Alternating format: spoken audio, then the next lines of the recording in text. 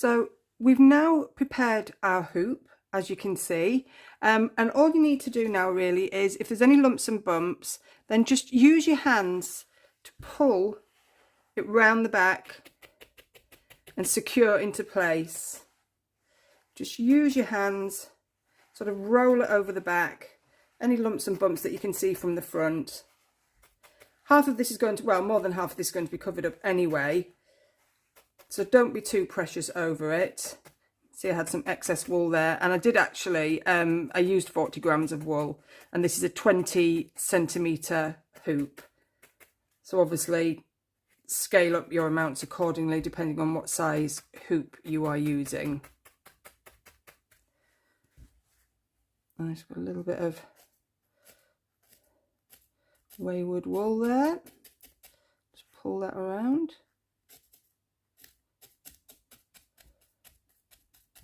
There we go. So I'm happy with that. It's not perfect, but it doesn't need to be. So lovely colour, that really nice contrast. So we're now ready to make our oranges and lemons. So as you can see, we've got here, we want to create that lovely round shape for our oranges, and they don't want to be too thin. They want to be a good thickness to sort of, so you can twist the shape around and so that they sort of hold themselves quite nicely. I've got sort of several colours going on here. So I'm going to just blend the colours. So what I've got here is, I've got my cookie cutter. If you don't have a cookie cutter, then you can just use a cup or cut out a paper template, stick it in the middle like so, and then just felt around the outside.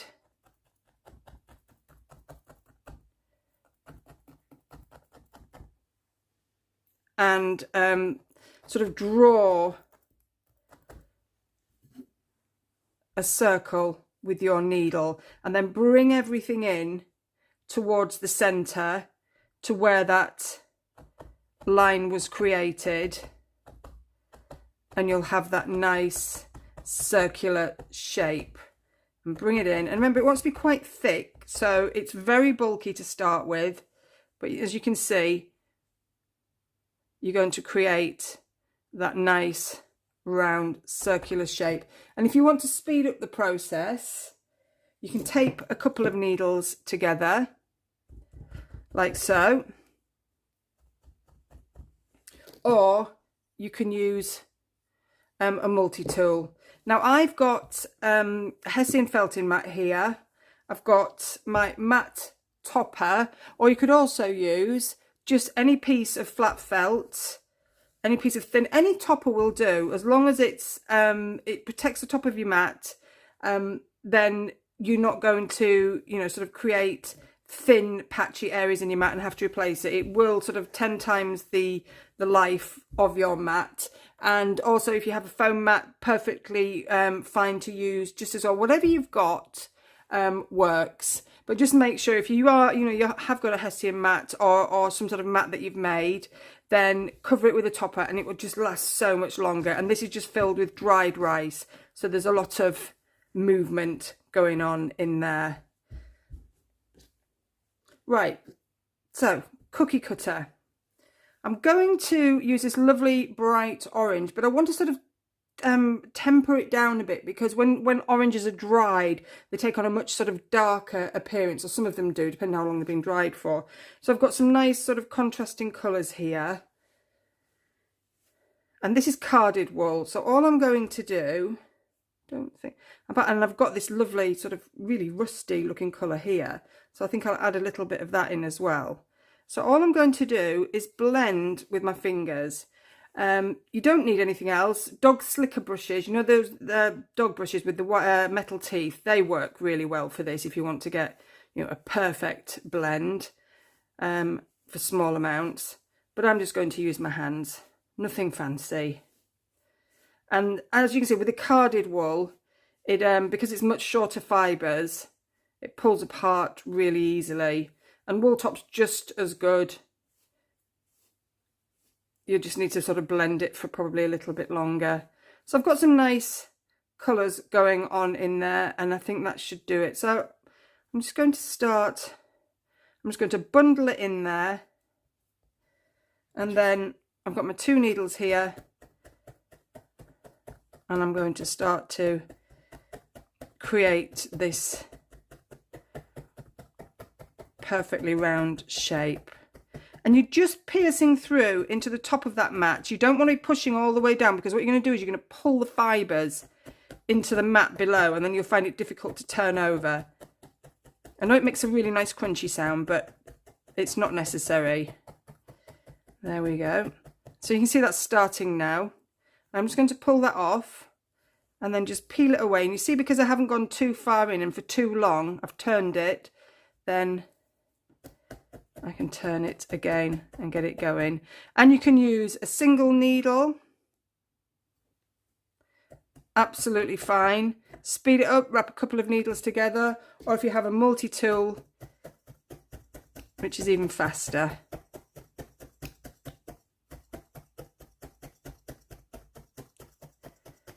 And as you can see, I'm working this. It wants to end up nice and firm, as you can see here, quite thick as well. So we're just creating the base of our orange slice. You probably need to work this for about 5 minutes, a good 5 minutes. It does want to be firm. Can you see how that's starting to shape up nicely now? But it's still quite flexible. You know, I can still move it and pull it out of shape, which you don't want to be able to do. So just keep going. Pushing it down, and watch your fingers, keep your fingers out of the way, and just be careful. Use the side as a guide if you need to. Don't bring that needle all the way above your cookie cutter, because what's going to happen is when you go back in, the chances are you're going to catch your needle and break it.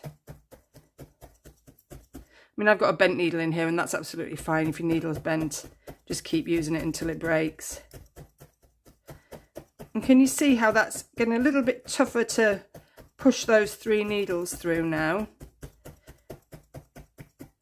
And because it's the fibres are matting more and more together, you can go a little bit longer because there's less chance of it now pushing through the mat and sticking. So there you can see how I'm pulling that back, and there's very few fibres sticking in there. Turn it over and keep going.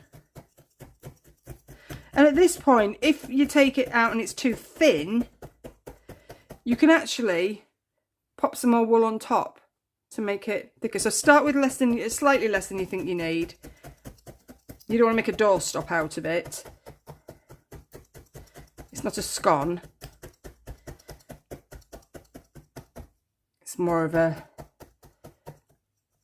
shortbread round sort of thickness.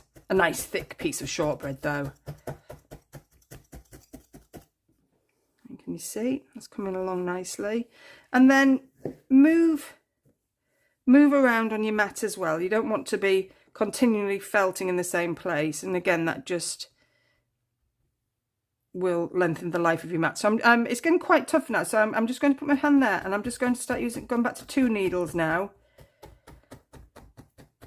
And these are 38 star needles I'm using, really good all-rounders, but just use whatever you've got. 36 is another good one for this type of project, really good for, especially for, you know, getting it going quickly. But I tend to use 38 for everything, you know, can create a simple sort of, you know, one of my projects with a 38. If I've got lots of fine surface detail, if I'm sort of actually felting eyes and things like that, say onto a hare or a fox or whatever animal I'm making, sheep, then I'll go to a size 40, which is a finer needle and allows you to add some really nice surface detail without distorting the shape of what you've sort of lovingly created.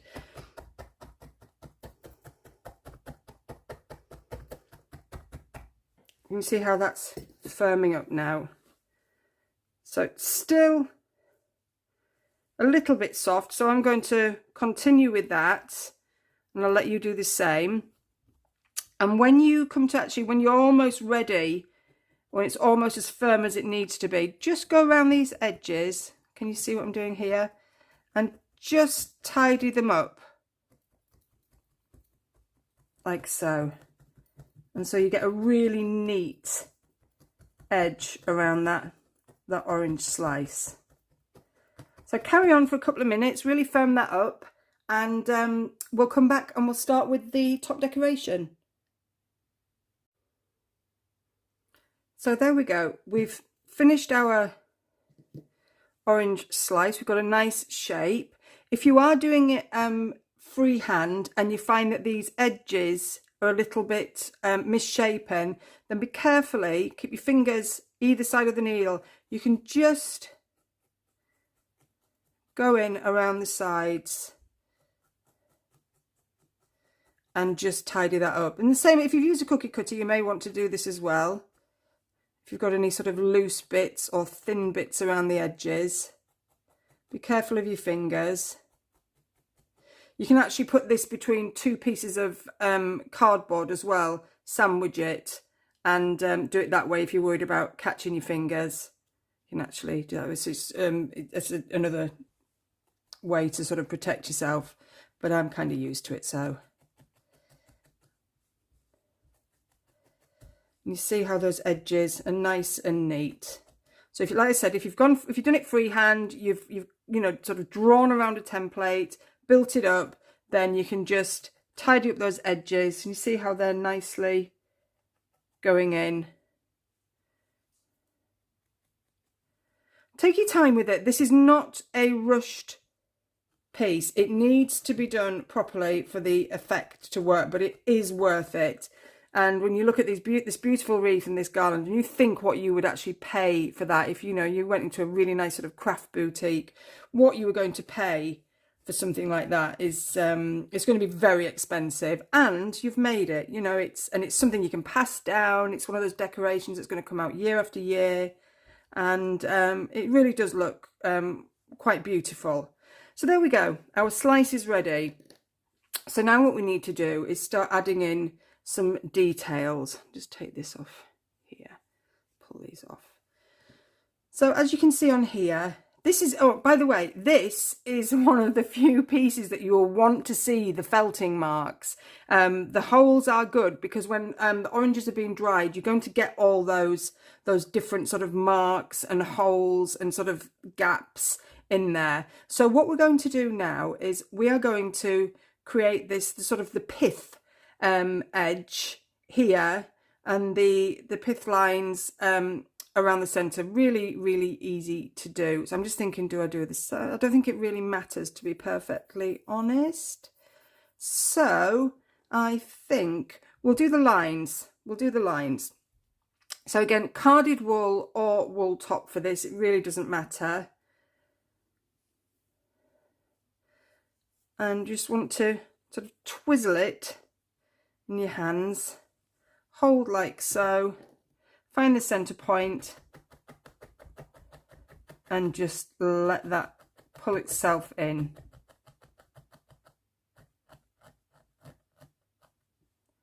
There we go. And then you can actually pull that round the other side there. Just leave it there and we'll trim those bits off. And the same here. So just gently down. You just really want to sort of tack it on. Doesn't need to be too firmly on. And then just bring that round here, just so it holds. And we can take those pieces off in a wee while. I just want to show you with the wool top as well. It's just as easy, probably even easier, because with the wool top, you can actually pull it really tight. So again, in the center, just poke it in with your needle and then just let go. Just let it draw in, be drawn in with the needle, just till it holds, and then flip it over and just attach to the edge. And if you want to thin them out, you can just sort of twizzle it. That's it. And we'll just trim off a little bit of these while we're here so they don't get in the way while we are felting. Just make sure you don't cut into where you've actually attached it. Just take off these loose ends.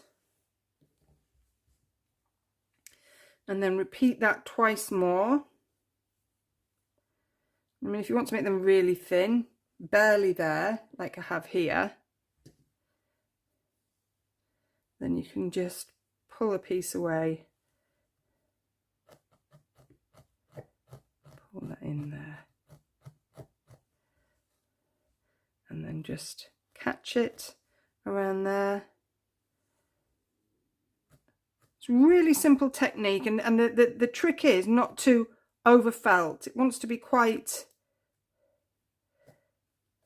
loose. And then one last piece. Again, if you want to go super thin so it's barely there, some more than others, just use the smallest amount and then bring it round to the edge. And if you bring it just slightly round to the back, you're not worried about distorting the shape. And that's it. That's your centerpieces. Sorry, your lines finished. And then we want to create this edge here. So again, you can use carded wool, you can use wool top. Got wool top here. With wool top, what you can actually do with it though is you can really thin it out so it's sort of barely there. So I'm just going to start there.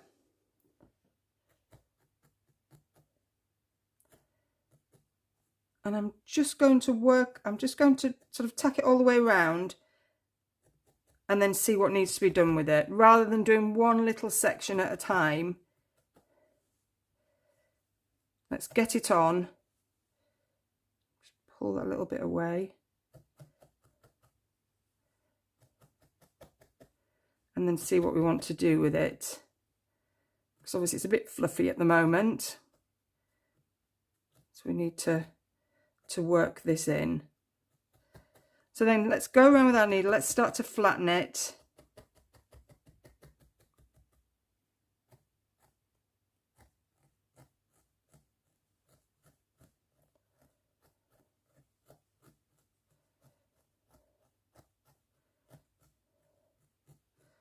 And just keep working that.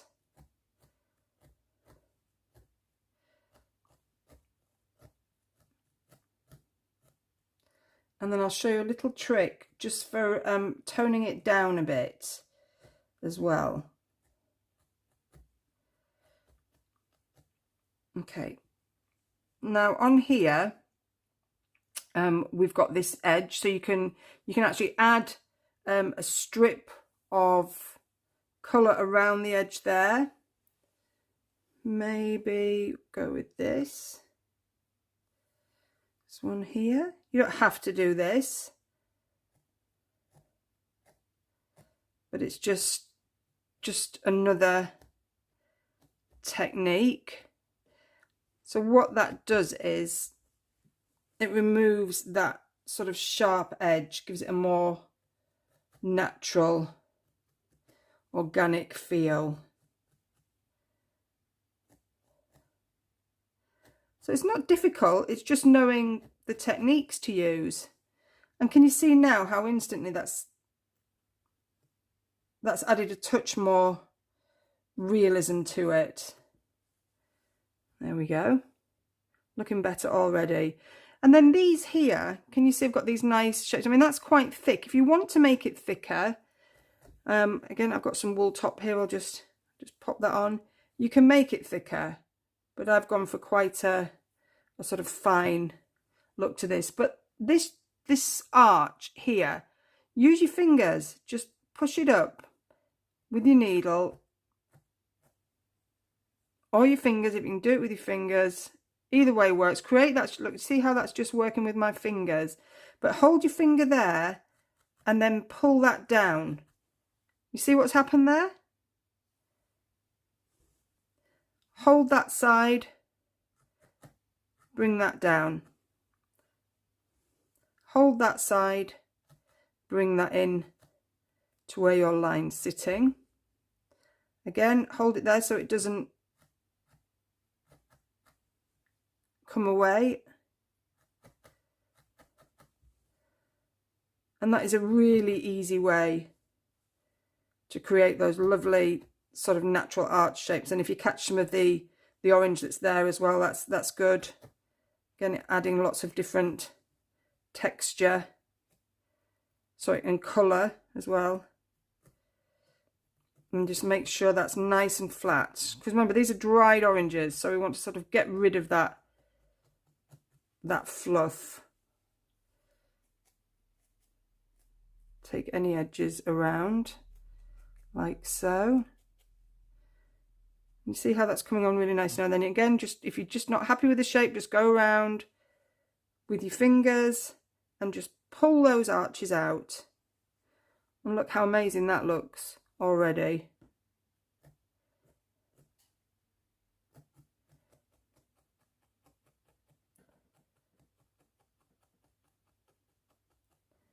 There we go.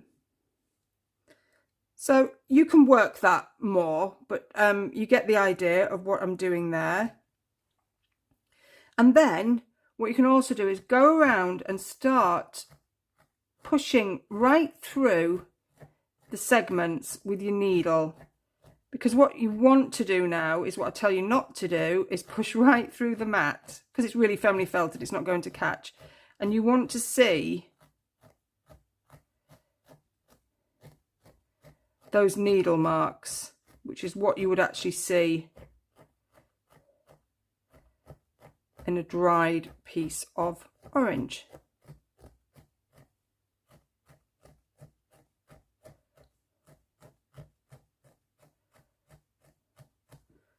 There we go.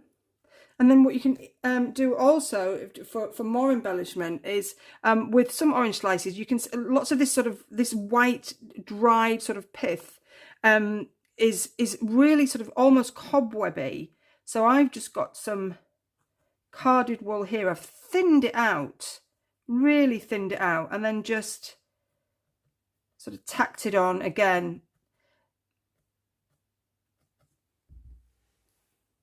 And it just tempers again down that colour. And you could use a rust wool for this, like a really deep sort of rust would look great.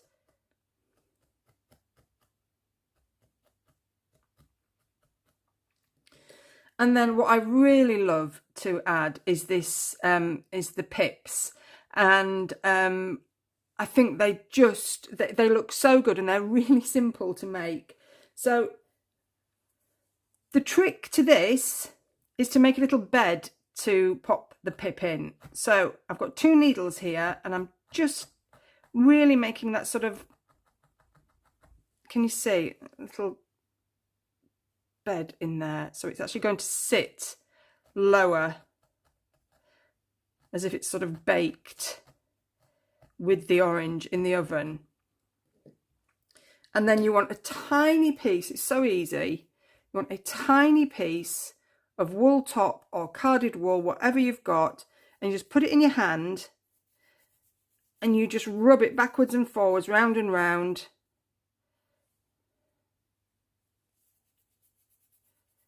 Until you've created that nice sort of pip shape, and then you pop it in there, and then just really gently, it just wants to hold, because you'll distort the shape if you do too much more than that. So at just either end, just pop it in, and then just use your needle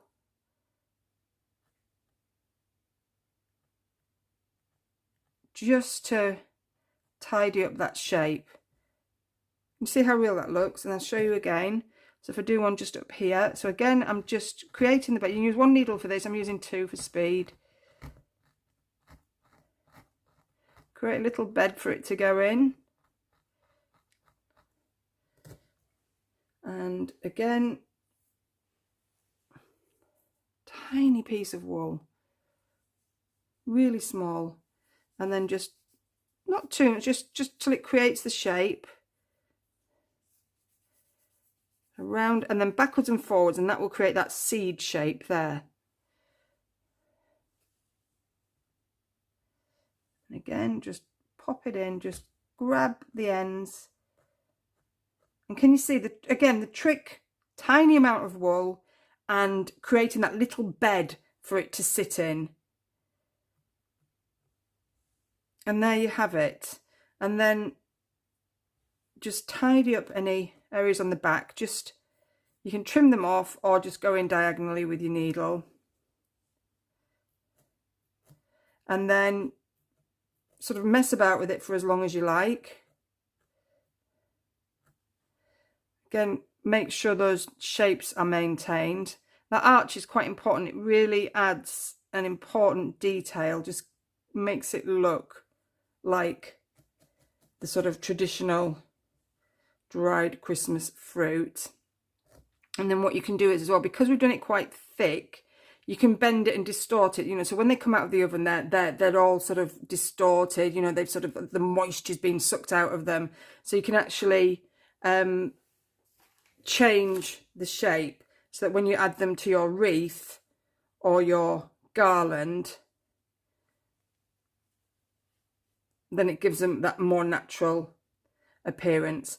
So make however many of those you need. I think I've used 1, 2, I think I've used 3, 4, I think I've used 6 on my wreath. I'm probably in the garland as well, and I've done different sizes, and also I've used the this lovely lemon sort of carded wool as well, with a touch of the rusty orange again to make little lemon slices, and again the pips have been popped in there.